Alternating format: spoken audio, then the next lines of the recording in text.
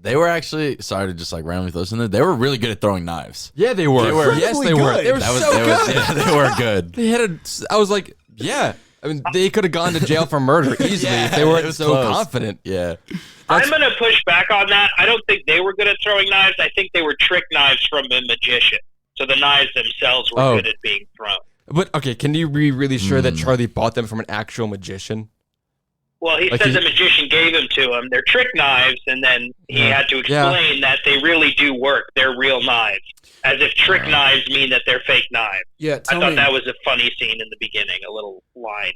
So can you throw trick knives easier than blueberry granola? Is that what you're saying? Or they're justifying that it's easier to throw? As a professional knife thrower, there's probably some homing mechanism inside the trick knife.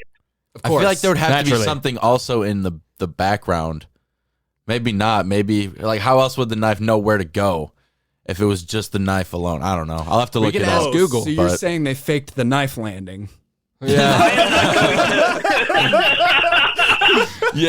Yeah. The first one and the next one. Oh, shit. I am not going to openly admit to practicing witchcraft on the air. That I feel like that could be dangerous for me.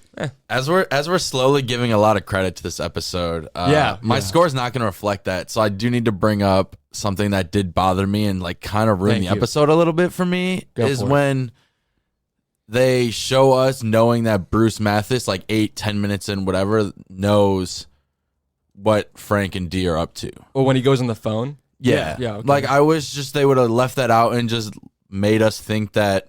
We just make us assume that, all right, he's not that stupid, he knows, but like don't just straight up tell us, because the ending would have been that much funnier when he's just like, all right, congratulations, Frank, you just married your daughter. Well, like that wasn't a surprise. Like that wasn't funny to me at all, because like I knew that happened. Like I knew that was coming at some point. Like they just told us point blank it was going to happen. I think that I don't necessarily agree, because I think that in doing so and revealing that he knew who Frank was already and knew what their plan was, or had an idea that they were up to something, that set up the other things that Bruce was going to do in the episode. For instance, like bring those kids over to the apartment, which I didn't like that scene really. I thought that scene was kind of boring. Or the scene when Bruce was asking them to watch them have sex. That part was funny, and that part was best set up by him knowing that there was a scheme. But that's what I'm saying. Also, they could have had that. Sorry. The AIDS part, I think that once Bruce saw Frank, he's just like, I'm going to say the word AIDS around him and see if I can get a rise out of him.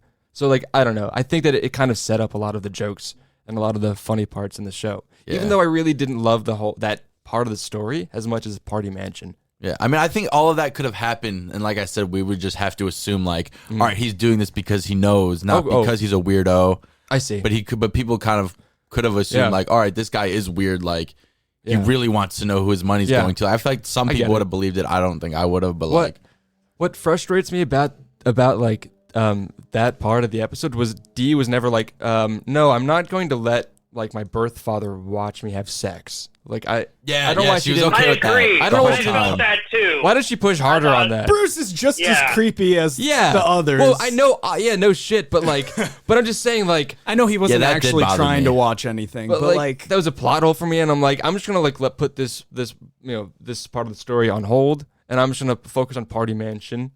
And what he is a marriage and family therapist, though. Yeah. So it makes it less weird and for some reason. Not we really. know that people will do things when authority figures tell them to. Yeah. So